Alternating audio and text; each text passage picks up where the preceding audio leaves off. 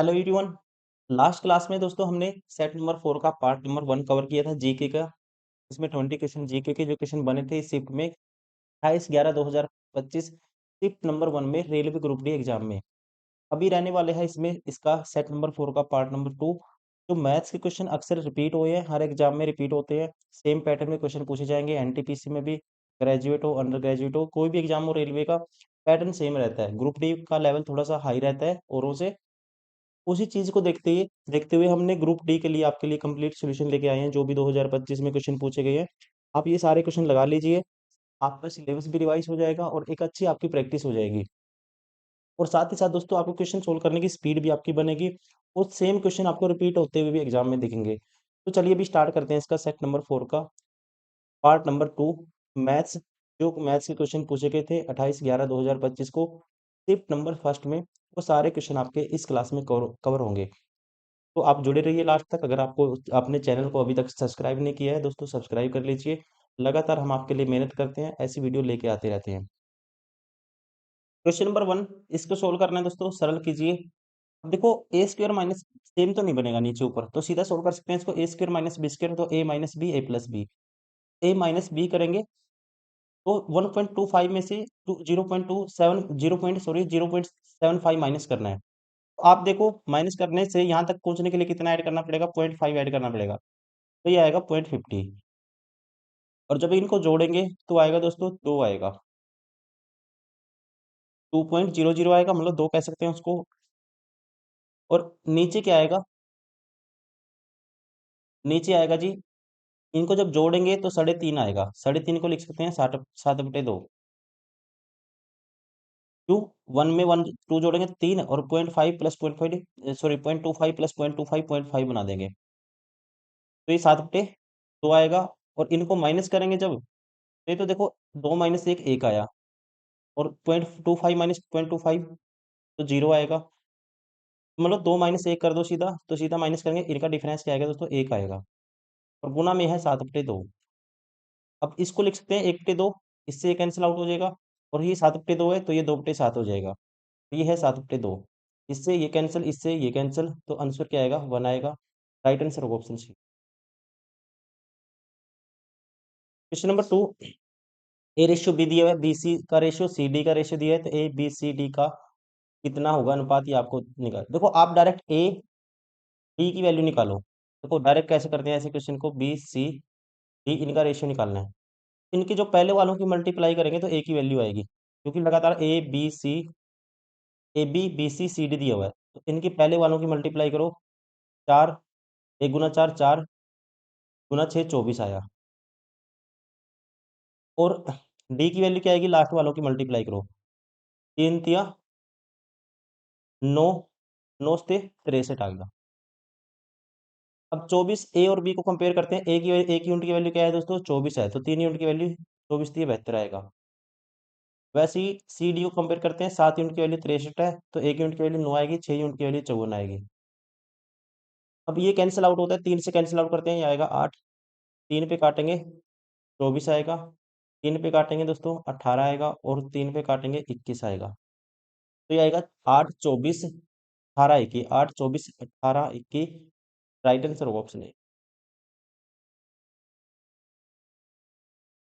Question number 3, एक धनराशि A B C और डी के बीच इस दिस रेशियो में वितरित की जानी है।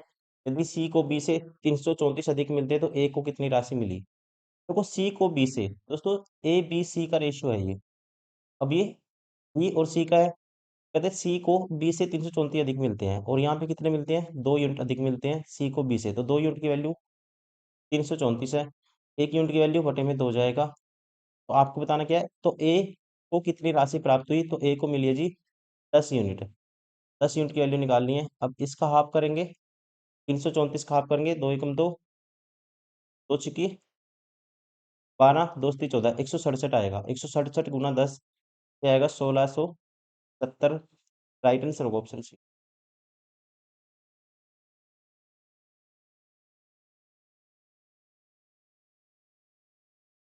क्वेश्चन नंबर 4, यदि 5 cos A = 4 है तो दिस की वैल्यू आपको, इसका मान ज्ञात कीजिए। देखो कोस ए की वैल्यू दोस्तों यहाँ से क्या आएगी, आप कहेंगे कोस ए की वैल्यू यहाँ से आएगी जी, बटे कर देते हैं, 4/5 आएगा। आपको पता होना चाहिए राइट एंगल ट्रायंगल में कोस थीटा होता है आधार बटे कर्ण। तो ये 4 है, ये 5 है, और 4 5 3 ट्रिपलेट बनाते हैं। आपको करना है कोसिकेंट स्क्वायर माइनस ए। कोसिकेंट स्क्वायर माइनस ए दोस्तों ये होता है कोट स्क्वायर ए होता है। और ये देखो 3 4, ये अभी मुझे समझ नहीं आ रहा है ये क्यूब रूट है या 3 4 है, तो इसको 3/4 मान लेता हूँ। अगर क्यूब रूट होगा बाद में देखेंगे, अगर ऑप्शन मैच नहीं होगा। कोसिकेंट स्क्वायर ए माइनस वन होता है, cosecant square theta minus one होता है, कोट स्क्वायर थीटा, और ये रूट करेंगे कोट कैंसिल आउट हो जाएगा, ये आएगा कोट ए। वैसे ही सीकेंट स्क्वायर माइनस वन होता है दोस्तों, टेन स्क्वायर होता है, और रूट है करेंगे स्क्वायर रूट करेंगे, टेन स्क्वायर से रूट कैंसिल आउट हो जाएगा, ये आएगा 10 ए। अब देखो, अब इसको लिख सकते हैं कोस बाय साइन, और इसको लिख सकते हैं, टेन को लिख सकते हैं साइन बाय कोस, कोस ऊपर चला जाएगा, ये आएगा कोस स्क्वायर बटे साइन स्क्वायर आएगा, और गुना में 3/4 तो इसके है ही है। अब इसको सोल्व करना है। देखो कोस स्क्वायर, कोस की वैल्यू तो गिवन थी 4/5, इसका स्क्वायर करेंगे 16/25 होगा। और साइन स्क्वायर करेंगे दोस्तों, साइन क्या होगा, लंब बटे कर्ण होता है, 3/5 होगा। और 3/5 का स्क्वायर करेंगे, 3 का स्क्वायर 9 होता है, और 5 का स्क्वायर 25 होगा। और गुना में है इसके सारे के 3/4, 25 से 25 कैंसिल, 3 तिया 9, 4 चौके 16, तो ये आया 4/3। 4/3 कौन सा ऑप्शन है, राइट आंसर होगा ऑप्शन बी।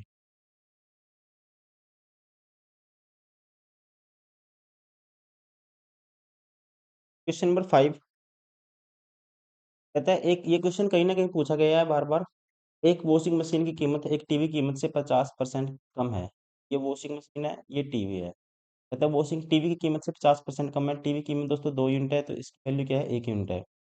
यदि वॉशिंग मशीन की कीमत 33% बढ़ा दी जाए, 33% निकालना पड़ेगा मुझे। ऐसा करता हूँ, इसको मान लेता हूँ दोस्तों, 33% बढ़ा दी जाए तो 33% की फ्रैक्शन 1/3 होता है, तो ये 1/2 है, तो इसको मान लेता हूँ मैं 300, और इसको मान लेता हूँ 600। अब देखो वॉशिंग मशीन की कीमत कहते हैं 33% बढ़ा दी जाए, तो वॉशिंग मशीन की न्यू कीमत क्या होगी, ये वॉशिंग मशीन है, ये टीवी है, तो नई कीमत होगी 33% की फ्रैक्शन 1/3 निकालेंगे, और 1/3 100 आएगा इसका, तो वो बढ़ाएंगे तो ये 400 हो जाएगी अब कीमत।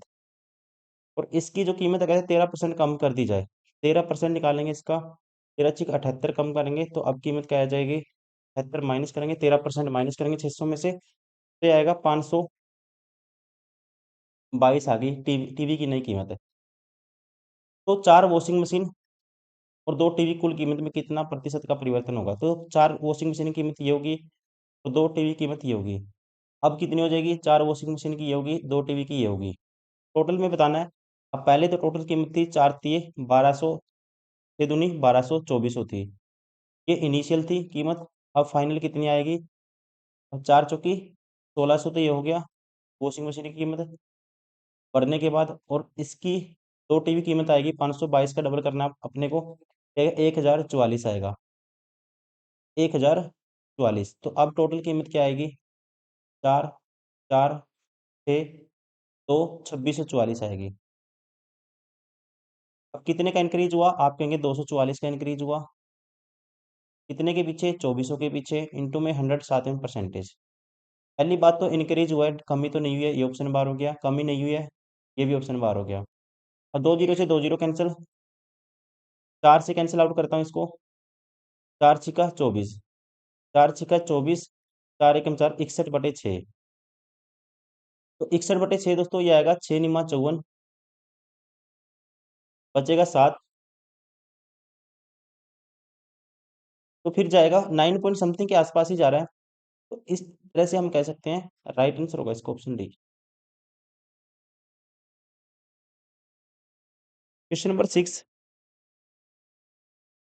2800 की राशि पर वार्षिक रूप से संयोजित 10% वार्षिक चक्रवृद्धि ब्याज की दर से 2 वर्ष में प्राप्त मिश्रधन ज्ञात कीजिए। देखो मिश्रधन क्या हो जाएगा, 2 वर्ष में, तो पहले वर्ष अगर प्रिंसिपल 10% की फ्रैक्शन 1/10 होती है, 1/10, से 11 हो गया, अमाउंट प्रिंसिपल 10 था, अमाउंट 11 हो गया, फिर 10 से 11 हो जाएगा। 2 साल में क्या हो जाएगा, अगर प्रिंसिपल 100 था तो अमाउंट हो जाएगा जी 121। 100 यूनिट की वैल्यू 2800 है तो 121 यूनिट की वैल्यू निकालनी है, तो 100 यूनिट की वैल्यू 2800, तो 1 यूनिट की वैल्यू 2800 बटे 100 हो जाएगा। 121 की निकालनी है तो 121 से मल्टीप्लाई कर देंगे, 2 जीरो से 2 जीरो कैंसिल, तो ये आएगा जी 28 एकम 28, 2 कैरी, 28 दूनी 56, 2 58, 5 कैरी, 28 एकम 28 और 5 33, 3388। राइट आंसर होगा ऑप्शन।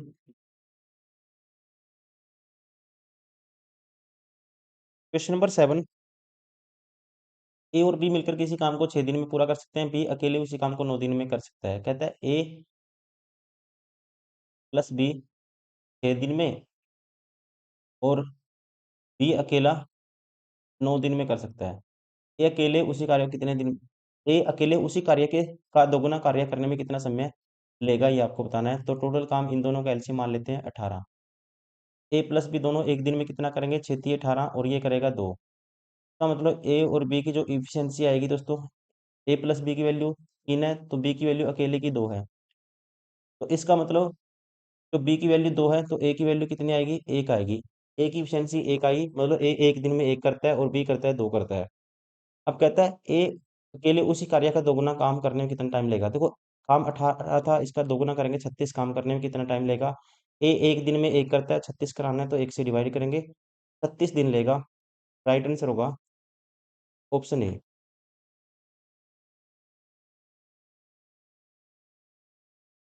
क्वेश्चन नंबर 8, एक्स का मान ज्ञात कीजिए कहता है। देखो एक्स का मान हमें ज्ञात करना है, तो ये आएगा 7 की पावर 5 है,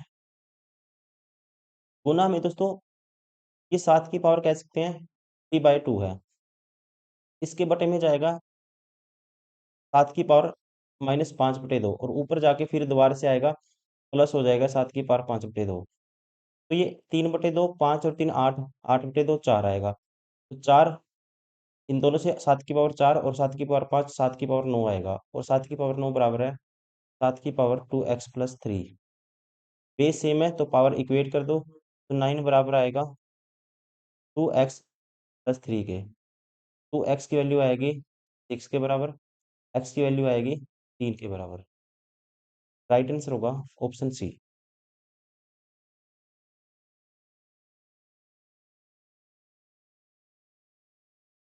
क्वेश्चन नंबर 9, चेतन शहर ए से शहर बी तक यात्रा करता है।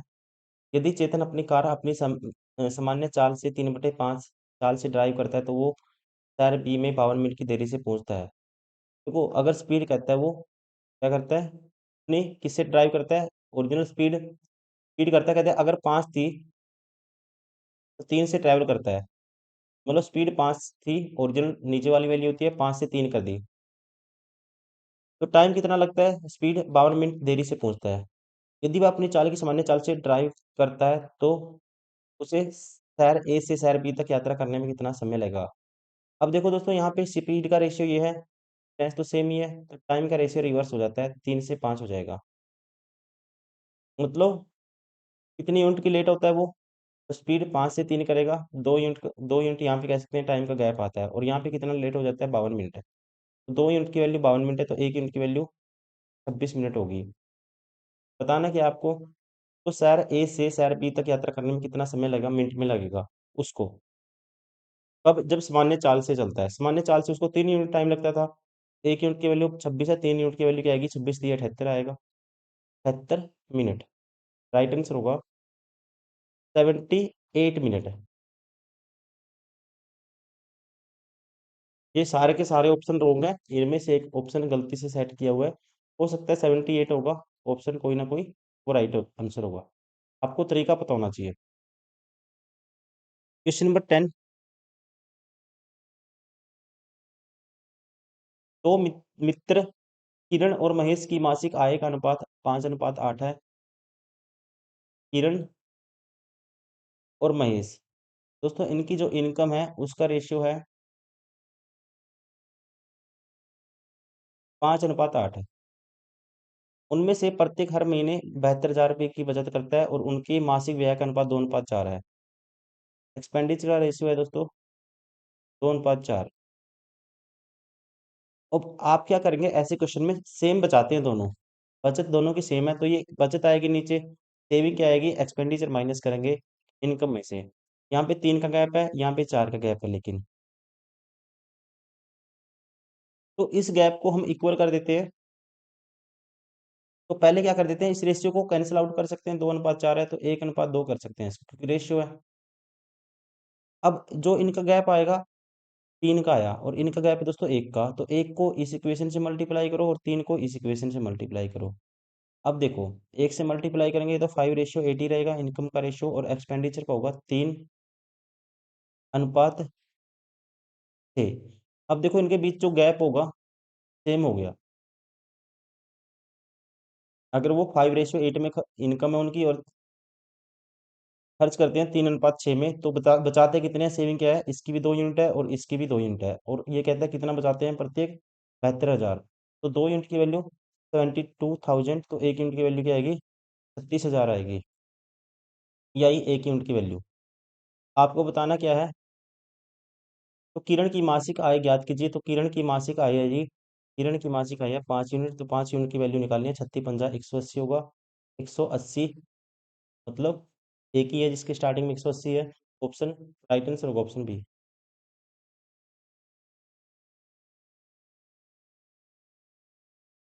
क्वेश्चन नंबर 11, एक त्रिभुज का क्षेत्रफल 61.5 मीटर स्क्वायर है।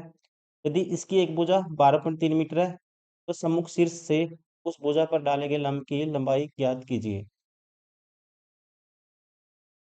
देखो, क्षेत्रफल दोस्तों क्या होता है,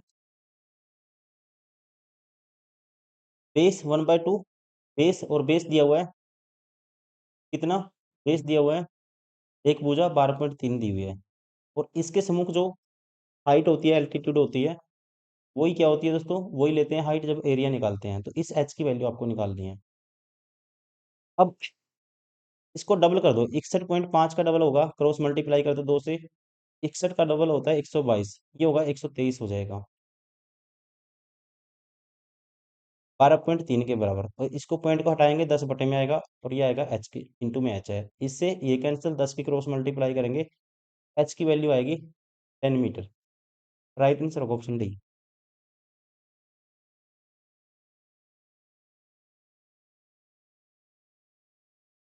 क्वेश्चन नंबर 12, एक त्रिभुज की भुजाएं 7, 9, 12 हैं, उसका क्षेत्रफल ज्ञात कीजिए। अब सारे की सारी ट्रायंगल है दोस्तों, ट्रिपलेट तो नहीं बनेगा, हम हीरोन्स फॉर्मूले से इसका एरिया निकालते हैं। तो हीरोन फॉर्मूले में पहले सेमी पेरीमीटर निकालते हैं, और वो होता है इन सभी का जोड़ उसका हाफ है। 12 और 9 21 और 7 28 का आधा 14, और एरिया का फॉर्मूला होता है, एरिया का फॉर्मूला होता है ट्रायंगल का, एस, एस की वैल्यू 14 है, एस माइनस ए, पहली माइनस करेंगे 7 आएगा, 14 - 7, एस माइनस बी, तो 14 - 9 करेंगे 5 आएगा, एस माइनस 3, तो ये आएगा 2। अब देखो, अब इसको लिख सकते हैं 7 × 2। अब 7 दो बार है, एक बारी बार आ जाएगा रूट के, दो दो बार है दोस्तों, एक बारी बार आ जाएगा, और एक √5 होगा, तो ये आएगा 14 √5। राइट आंसर होगा ऑप्शन ए।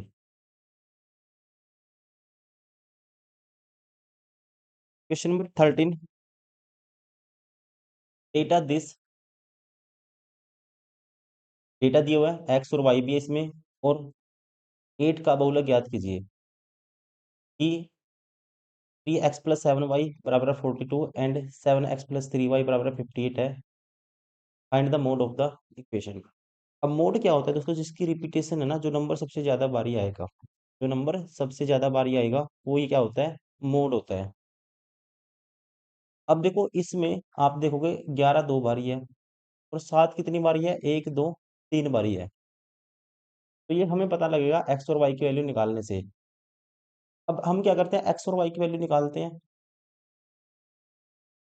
अब देखो 3x ये +7y है, तो हम क्या करते हैं दोस्तों, दूसरी में से पहले इक्वेशन माइनस करेंगे, तो इसको सेम कर लो एक्स वाले को, या फिर वाई वाले को सेम कर लो। तो वाई वाले को सेम करता हूँ मैं, इसको मल्टीप्लाई करता हूँ 3 से, और इसको मल्टीप्लाई करता हूँ दोस्तों इक्वेशन को, वाई वाले को सेम करेंगे तो इसको मल्टीप्लाई करता हूँ 7 से, और माइनस कर देता हूँ दूसरी में से पहली इक्वेशन। तो देखो इसको 7 से मल्टीप्लाई करेंगे 49 एक्स आएगा, और इसको 3 से करेंगे 9 एक्स आएगा, तो ये 40 एक्स बचे।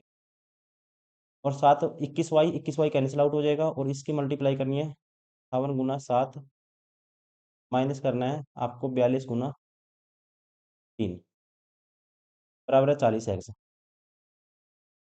अब सत्तोठी छप्पन, 5 कैरी, सत्तोठी छप्पन 5 कैरी, 7 पंजे 35 और 5 40, 3 दूनी 6, 3 चौके 12, 126। 126 पहले 6 माइनस कर दो, और फिर 400 में से 120 और माइनस करना आपको। 400 में से 100 गए दोस्तों, 300। 300 में से 20 माइनस करेंगे, 280 आएगा, बराबर है 40 एक्स। 0 से 0, 4 7 8, तो एक्स की वैल्यू क्या है यहाँ से 7 आई, मतलब 3 बारी तो 7 सबसे ज्यादा बार था, एक बारी और ये 7 वैल्यू आ गई। उसके बाद वाई की वैल्यू कुछ भी आए ना, तो कुछ भी आए तो फिर भी क्या होगा, रिपीटिशन तो 7 का ही सबसे ज्यादा बार होगा। तो मोड क्या होता है, फ्रीक्वेंसी जिसकी सबसे ज्यादा बार हो जिस नंबर की, तो मोड क्या आएगा 7 आएगा। राइट आंसर होगा ऑप्शन बी।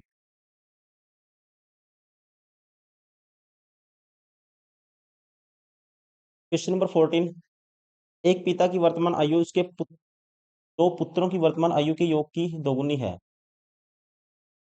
यदि 20 वर्ष बाद पिता की आयु उसके पुत्रों की योग के बराबर होगी, तो पिता की वर्तमान आयु ज्ञात कीजिए।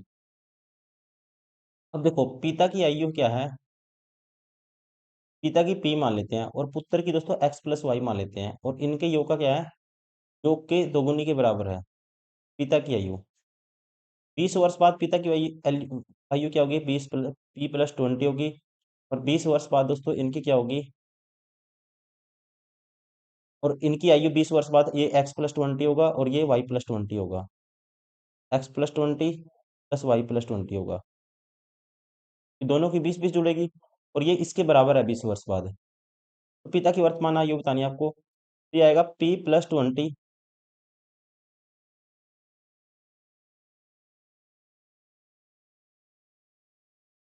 ये इससे ये कैंसिल आउट हो गया। तो p की वैल्यू क्या होगी, p की वैल्यू होगी जी 20 + x+y।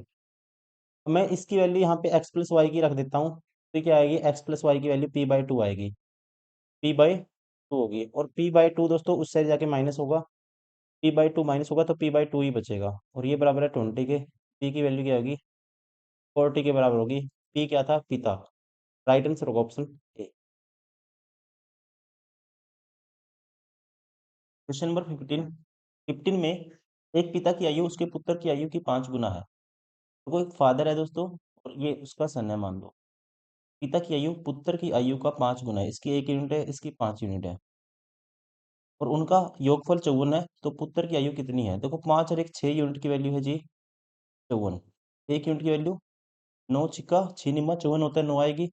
1 यूनिट की वैल्यू आपको बतानी है, 9 वर्ष आएगी। राइट आंसर होगा ऑप्शन है।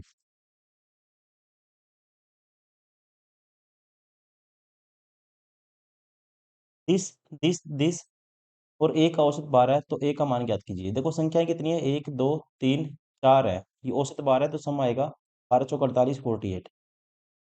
ए की वैल्यू क्या आएगी, इन सभी का सम इसमें से लेफ्ट साइड में दिस प्लस ए बराबर 48, तो ये सारा ऐड करके माइनस कर दूंगा डायरेक्ट। तो ऐड करो, 6 और 10 16, 16 और 19 दोस्तों कितना होगा, 19 में 16 35 आएगा, 35 तो ये हो गया। और ये 0.5, 5 और 6 11 और 7 18, 1.8 हो गया। 35 में 1.6 जोड़ेंगे तो 36 पॉइंट, देखो 5 और 6 11 और 7 18, 1.8 जोड़ेंगे तो 36.8 आएगा ये। और इसमें से माइनस करना है, 48 में से 12 गए दोस्तों, सॉरी 48 में से 36 गए, 12 आएगा, और 12 में से 0.8 गया तो 11.2 आएगा। राइट आंसर होगा option B. Question number 17। 1312 metre लंबी एक रेलगाड़ी 54 मीटर पर सेकंड की चाल से चल रही है। यदि इसे एक सुरंग को पार करने में 106 सेकंड लगते हैं, तो सुरंग की लंबाई ज्ञात कीजिए। अब रेलगाड़ी दोस्तों सुरंग को पार करेगी, वो कितना चलेगी, अपनी लेंथ प्लस सुरंग की लेंथ मान लो एल है, इतना चलेगी। और डिस्टेंस होता है स्पीड इंटू टाइम। स्पीड तो है 54, और टाइम कितना लेती है, 106 सेकंड लेती है, तो ये होगा 106 मल्टीप्लाई कर देंगे इसके बराबर। एल की वैल्यू क्या आएगी, ये उस साइड जाके माइनस होगा, तो 54 गुना 106 करना है मुझे, तो मैं क्या कर देता हूँ, इसका हाफ कर देता हूँ, इसका डबल कर देता हूँ, तो 6 का डबल 212 होगा, और माइनस होगा 1312 माइनस होगा, ये आएगी लेंथ, इसकी सुरंग की लेंथ आएगी। अब लास्ट डिजिट देखते हैं सब में, यहाँ पे दोस्ती 14 माइनस 2 करेंगे 2 आता है लास्ट डिजिट, तो ये ऑप्शन तो नहीं होगा, ये ऑप्शन भी नहीं होगा। एग्जैक्ट निकालते हैं, देखो 27 दूनी 54, 5 कैरी, 27 एकम 27 और 5 27 और 5 32, 3 कैरी, 27 दूनी 54 और 3 57, और माइनस करना है 1312। 5700 में से 1300 गए दोस्तों 4400, और 24 में से 12 गए 12, 4412 आएगा, तो उनकी लेंथ, राइट आंसर होगा ऑप्शन ए। क्वेश्चन नंबर 18, निम्नलिखित में से कौन सी संख्या 7 से विभाज्य है, 7 से कौन सी डिवाइड होती है, वो संख्या आपको बतानी है जो 7 से डिवाइड होगी। मैं चेक करता हूँ इसको, डायरेक्टली डिवाइड करके चेक कर लो अगर आपको डिविजिबिलिटी रूल नहीं आता 7 का। तो ऐसे क्वेश्चन को दोस्तों आपका ऐसा नहीं है कि ऑप्शन 1 से चेक करो, आपको लास्ट से स्टार्ट करना है, क्योंकि अक्सर अकॉर्डिंग टू मैं कह सकता हूँ अपने एक्सपीरियंस के अकॉर्डिंग ऐसे क्वेश्चन के आंसर लास्ट में सेट किए जाते हैं, या तो ऑप्शन सी होगा या डी होगा फिर बी होगा या फिर ए भी हो सकता है, ऐसा नहीं है कि ए नहीं होगा, लेकिन आपको चेक करना है लास्ट से। 7 से देखो भाग होता है ये, 7 एकम 7, 7 पंजे 35, 7 एकम 7, 7 चौक 28, 2 बचेगा, देखो 7 एकम 7, फिर 3 उतारेंगे 5, 7 पंजे 35, 7 उतारेंगे 7 चौक 28, 2 26 आया, ये ऑप्शन डी वाला ऑप्शन नहीं होगा। अब 7 एकम 7, फिर एक उतारेंगे 13, 7 एकम 7 6 बचेगा, 40 56 56 6 बचेगा, 7 नीम 63, 69 में 63 गए 6 बचेगा, 7 तिया 7 नहीं फिर 63 होगा, 2 बचेगा, 7 तिया 21, ये 7 से भाग होता है, राइट आंसर होगा ऑप्शन सी।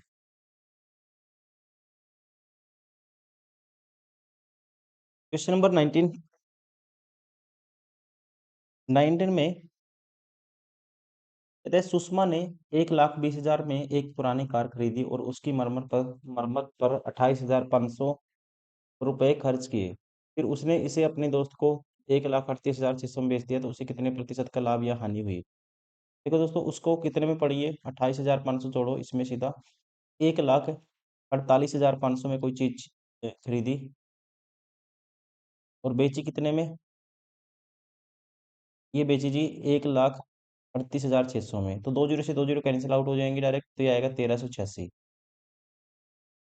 सबसे पहले तो देखो लॉस होगा, क्या होगा, लॉस होगा, क्योंकि 1485 यूनिट में खरीदी, 1386 यूनिट में बेची, तो लॉस होगा, ये ऑप्शन बार हो गया, ये ऑप्शन बार हो गया। आपको बताना है कितना लॉस होगा, तो ये लॉस है जी 14, तो ये हो गया, और 85 है, 14 और 85 कितना होता है, 99 का लॉस होगा, कितने के पीछे, 1485 के पीछे, इंटू में 100 साथ में परसेंटेज। अब 5 पे काटता हूँ इसको, 5 दूनी 10, 4 बचा, 5 नहीं 45, 5 दूनी 10, 4 बचा, 5 नहीं 45, 3 बचा, 5 था 35, 5 पे काटा 20, तो 199 का डबल करते हैं तो ये आता है 198, और एक जीरो है, बटे में करना है 297। अब ये देखो 6 पे जाएगा या 8 पे जाएगा, अगर 8 पे करेंगे तो दोस्तों ज़्यादा चला जाएगा, तो ये 6 पे ही जाएगा, ये ऑप्शन भी बार हो गया, राइट आंसर होगा option D.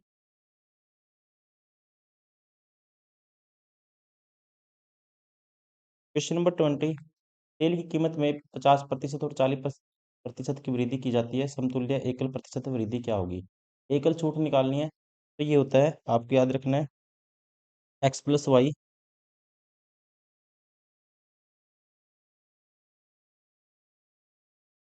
Plus X into Y divide by 100%, तो 5 का 20 के आगे आएगा 2 जीरो,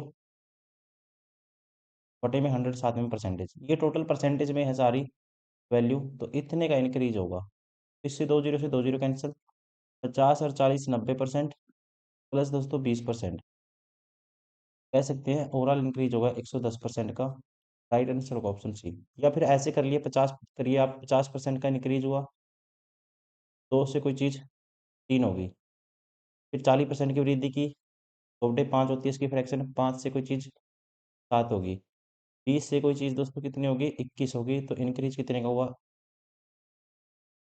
1 का। सॉरी, ये था 5 दूनी 10, 10 से कोई चीज़ 21 होगी, इंक्रीज हुआ 11 का।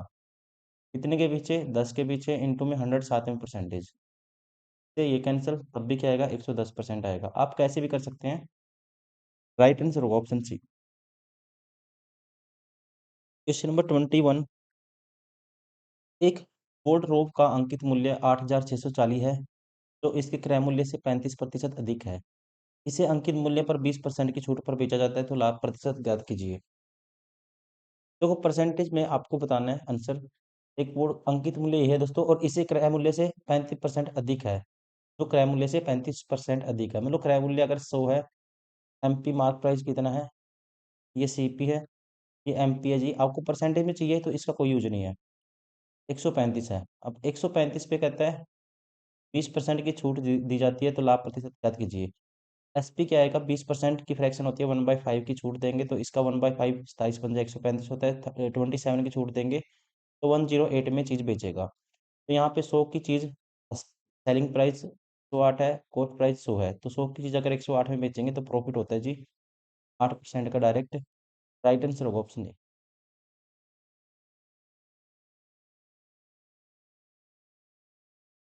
क्वेश्चन नंबर 22, आपको इसको सोल्व करना है। देखिए हम सेम बनाते हैं, ऊपर तो 5.4 है कॉमन, ये ऊपर कोई वैल्यू है और नीचे भी दोस्तों है कोई वैल्यू। अब इनको सेम बनाते हैं, ऊपर और नीचे वाली को। अगर मैं 3 कॉमन ले लेता हूँ तो ये 0.1 होगा, यहाँ भी 3, ये भी 3 है, मतलब 23 का क्यूब कॉमन ले लेते हैं, 27 होगा। तो यहाँ 0.1 होगा, सेम बन जाएगा 0.1 और यहाँ भी 27, मतलब 3 का क्यूब कॉमन आएगा, 3 इसमें से कॉमन आएगा, 3 इसमें से, 3 इसमें से। दोस्तों ये क्या आएगा, 0.03 होगा, 0.03, 0.03, मतलब सेम वैल्यू बन जाएगी, ये कैंसिल आउट हो जाएंगे आपस में। ये आएगा हमारा आंसर। अब 54/10 कर सकते हैं, और बटे में 27 है, 27 दूनी 54, 2/10, ये आएगा 0.2 आएगा। राइट आंसर होगा ऑप्शन है।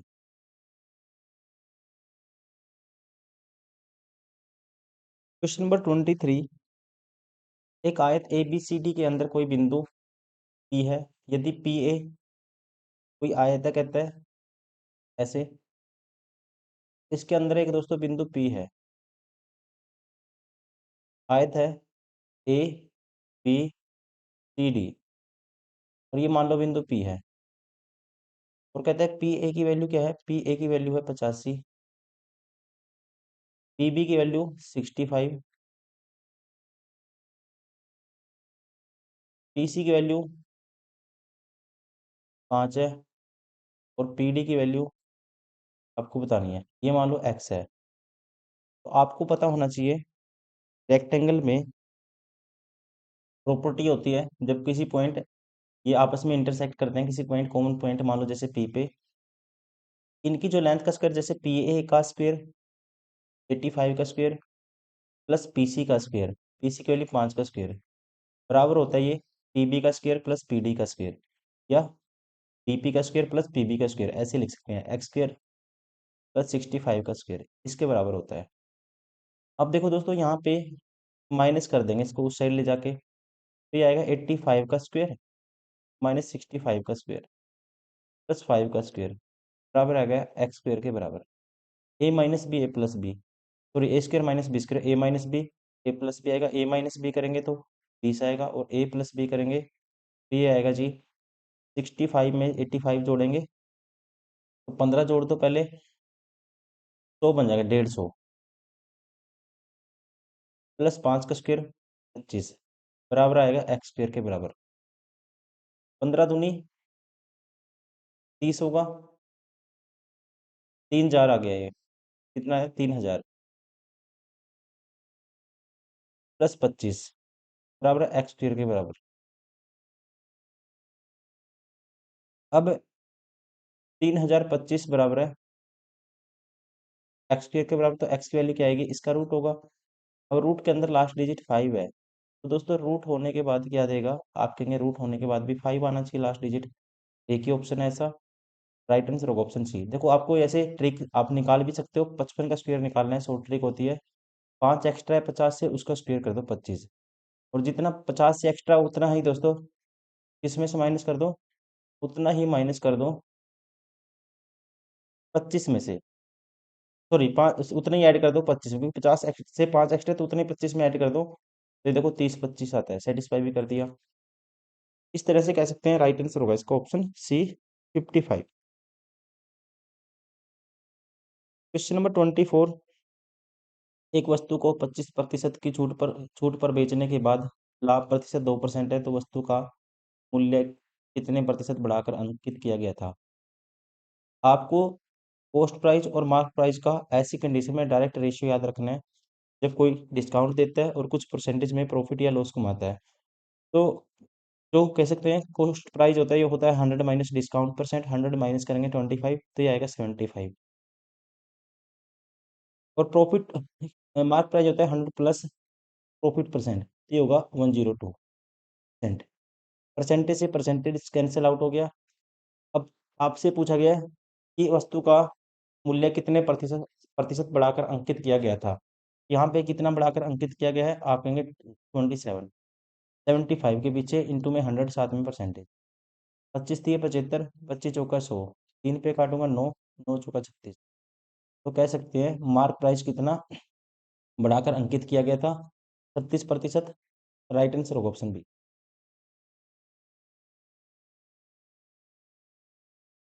क्वेश्चन नंबर 25, नव्या और भव्या एक घर को क्रमशः 40 दिन और 60 दिनों में पेंट कर सकती हैं। यदि वे भव्या से शुरुआत करते हुए एकांतर दिनों में काम करें, तो दोनों मिलकर उस घर को कितने दिन में पेंट कर सकती हैं।